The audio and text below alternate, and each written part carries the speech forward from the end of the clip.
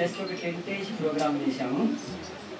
So అప్పుడు మాకు ఏం చేయాలో అర్థం కాలేదు, వర్షం పడుతుంది.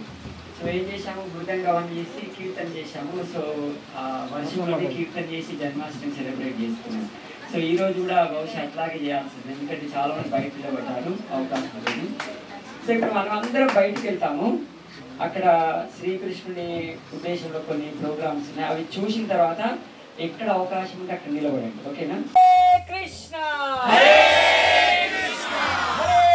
కృష్ణ కృష్ణ కృష్ణ కృష్ణ హరే హరే హరే రామ హరే రామ రామ రామ హరే హరే శ్రీకృష్ణుడికి అభిషేకం తర్వాత మనకు అభిషేకం ఫస్ట్ జరుగుతుంది కదా.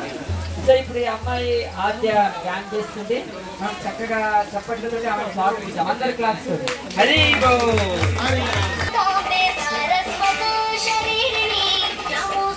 జగతా వందే బ్రహ్మ విద్యా ప్రకాశిని.